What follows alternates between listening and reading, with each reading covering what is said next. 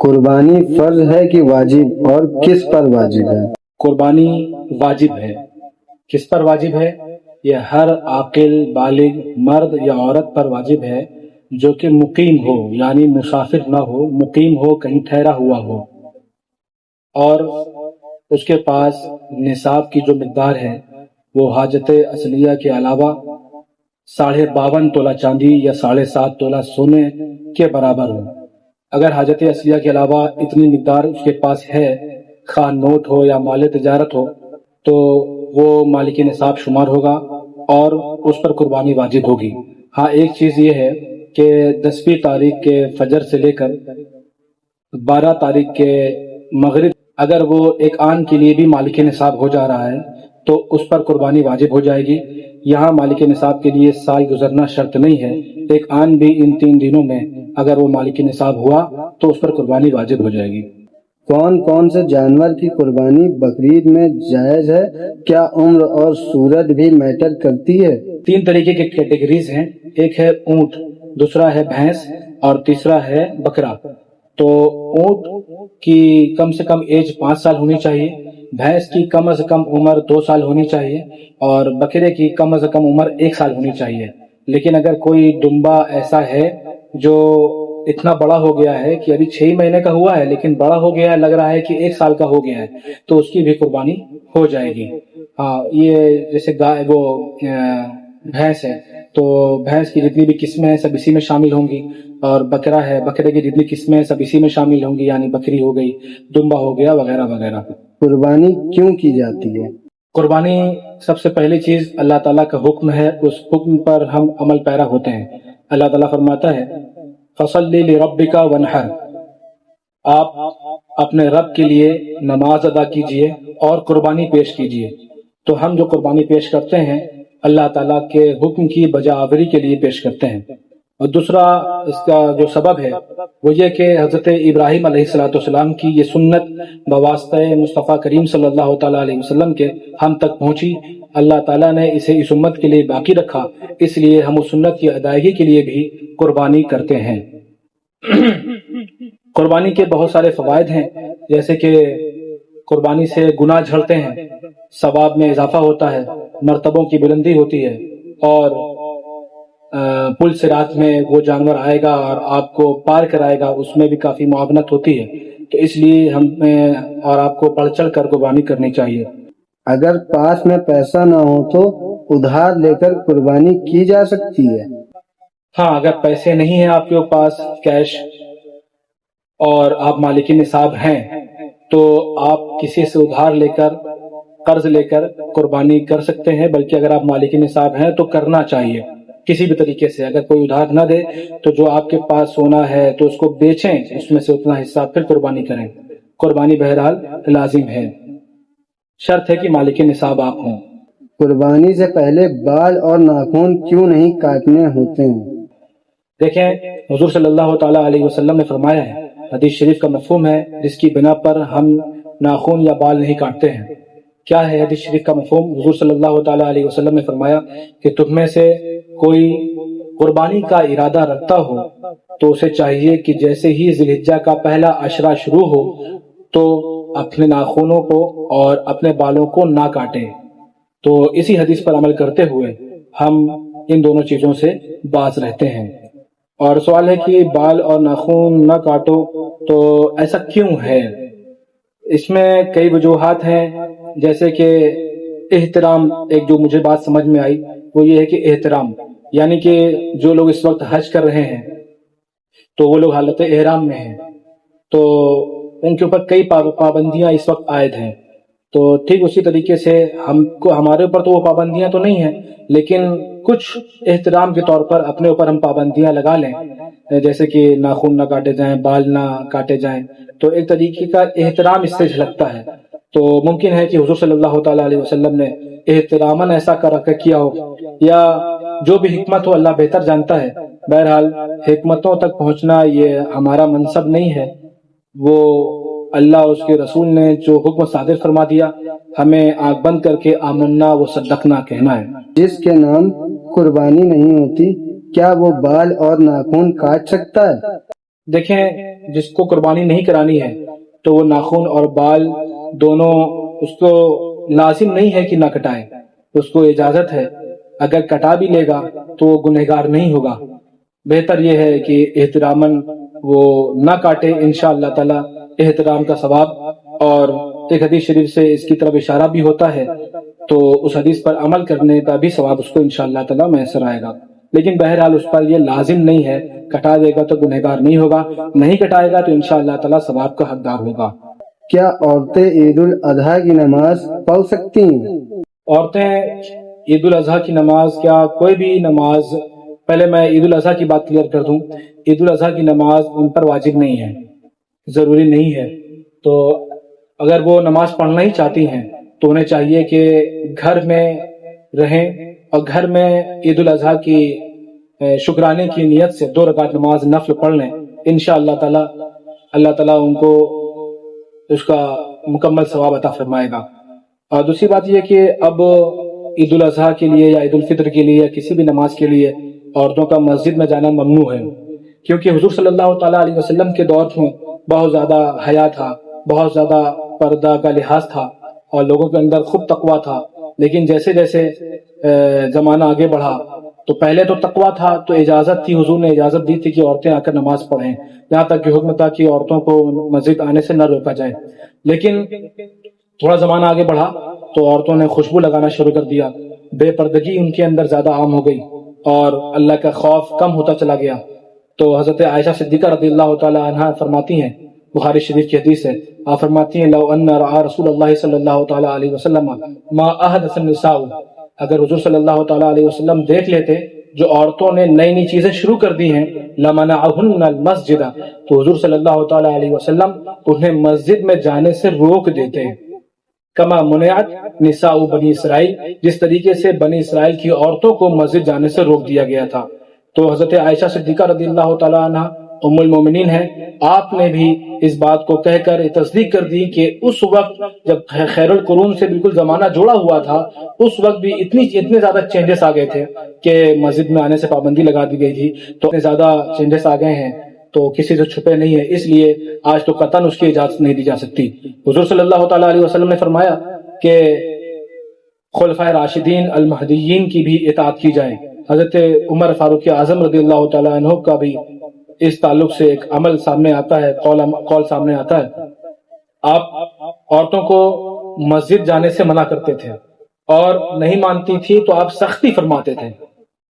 تو عمر فاروق اعظم رضی اللہ تعالیٰ عنہ یہ خلیفہ ہیں، خلیفہ راشد ہیں، اس لیے ان کی پیروی بھی ہم پر لازم ہے، اس لیے اس وقت کسی بھی صورت میں عورتوں کو مسجد جانے کی اجازت نہیں دی جائے گی، ان کا جانا ممنوع ہے، کیونکہ اسے فتنے کا بہت بڑا اور قوی اندیشہ ہے۔ قربانی کرنے کے فائدے کیا ہیں؟ قربانی کرانے کا سب سے بڑا فائدہ تو یہ ہے کہ اللہ تعالیٰ کے حکم کی بجا آوری ہوتی ہے۔ اللہ تعالیٰ نے فرمایا وَنْحَرْ، قربانی کرو، تو قربانی کے اس حکم پر عمل کر کے ہم جنت کے مستحق ہوتے ہیں، پہلا فائدہ تو یہ ہے۔ دوسرا یہ ہے کہ یہ جانور کل پلسرات میں ہمارے کام آئے گا، ہمارے گناہ مٹیں گے، ہمارے مرتبوں کی بلندی کا ضامن ہوگا، اور جب گوشت کٹے گا تو وہ ظاہر سی بات ہے بٹے گا تو ہم کمزوروں کو، ضرورت مندوں کو، حاجت مندوں کو، رشتہ دار و اقارب کو گوشت پہنچائیں گے۔ گوشت پہنچائیں گے تو پوری سوسائٹی میں، پوری کمیونٹی میں ایک خوشگوار فضا قائم ہو جائے گی اور محبت کی ایک فضا عام ہوگی، اور لوگوں کے اندر ایک دوسرے کے لیے ہمدردی کا مادہ پیدا ہوگا، جو اسلام کی بنیادی تعلیمات میں سے ہے، صلہ رحمی، اس چیز کو زندہ کرنے کا ہمیں موقع ملتا ہے۔ تو یہ کچھ اس کے فوائد تھے۔ اگر بکرا زخمی ہو چکا ہو لیکن زخم بھر گیا ہو تو کیا اس کی قربانی جائز ہے؟ بکرا اگر زخمی ہوا اور اس کے بعد دوا علاج کیا گیا یا بغیر دوا علاج کے من جانب اللہ خود وہ صحیح ہو گیا، اب صرف اس کا وہ زخم کا نشان باقی ہے، تو زخم کا نشان صرف باقی ہے اور اس کے چلنے پھرنے میں کوئی دقت نہیں آ رہی ہے، صحیح سلامت ہے، کوئی اور عیب نہیں ہے اس کے اندر، آرام سے چل پھر رہا ہے، طاقت قوت سب کچھ محسوس ہو رہی ہے، تو اب اس کو اس کی اجازت ہے کہ اس کی قربانی کرائی جا سکتی ہے، کیونکہ وہ جو زخم تھا وہ بھر گیا ہے، اب سوائے نشان کے کچھ باقی نہیں ہے، اور نشان اتنا نشان معاف ہے۔ کیا ایک بڑے جانور میں قربانی کے ساتھ ساتھ عقیقہ بھی شامل ہو سکتا ہے؟ ہاں، قربانی جو ہوتی ہے وہ اللہ کی رضا کے لیے ہوتی ہے. ہر وہ چیز جس میں اللہ کی رضا مقصود ہو اس کو قربانی کے ساتھ شامل کر سکتے ہیں. قربانی کے جانور میں دوسرے حصے کے طور پہ اس کو شامل کر سکتے ہیں. جیسے عقیقہ ہو گیا یا ولیمہ چونکہ سنت ہے تو اس کا بھی حصہ اس میں شامل کر سکتے ہیں کیونکہ سنت ہے اس لیے یہ بھی اللہ کے قریب کرنے والی چیز ہے. تو ہر وہ چیز جو اللہ کے قریب کرنے والی ہو، عبادت ہو، تو اس کی شراکت اس میں ہو سکتی ہے، عقیقہ ہو یا جو بھی تقرب اللہ کی چیزیں ہوں. تکبیر تشریق کیا ہے اور کب پڑھی جاتی ہے؟ اللہ اکبر اللہ اکبر، لا الہ الا اللہ، واللہ اکبر اللہ اکبر وللہ الحمد. یہ 9 ذی الحجہ کے فجر سے لے کر 13 ذی الحجہ کے عصر تک پڑھنا چاہیے. کب پڑھنا چاہیے؟ ہر نماز فرض کے بعد جو جماعت مستحبہ کے ساتھ ادا کی گئی اس کے بعد 1 مرتبہ پڑھنا بلند آواز سے یہ واجب ہے. 3 مرتبہ پڑھنا یہ افضل ہے. اور اکیلے آپ پڑھ رہے ہیں نماز تو واجب نہیں ہے لیکن آپ کو اختیار ہے، مستحب ہے. بقرعید کی نماز کی نیت کیسے کی جاتی ہے؟ بقرعید کی نماز کی نیت تو بڑی مشہور ہے، عیدگاہوں میں ہم سنتے بھی رہتے ہیں. نیت کی میں نے 2 رکعت نماز عید الاضحیٰ کی واجب ماں 6 زائد تکبیروں کے واسطے اللہ تعالیٰ کے، پیچھے اس امام کے، منہ میرا طرف کعبہ شریف کے، اللہ اکبر اتنا کہہ کے آپ کی نماز شروع ہو جائے گی. اگر وہابی کے گھر سے قربانی کا گوشت آ جائے تو کیا اسے کھانا چاہیے؟ دیکھیے مسئلہ بڑا سخت ہے. عموماً جو لوگ وہابی ہیں تو ان میں یہ دیکھا جائے کہ ان کے عقائد اگر کفریہ ہیں، یعنی عقائد اتنے زیادہ خراب ہیں کہ وہ دائرہ اسلام سے باہر جا چکے ہیں. تو جو انسان دائرہ اسلام سے باہر گیا گویا کہ وہ کفر کا مرتکب ہو گیا، اور جو کفر کا مرتکب ہو جاتا ہے تو وہ گویا کہ اسلام سے پلٹ جاتا ہے. تو جو اسلام سے پلٹتا ہے اس کو مرتد کہا جاتا ہے.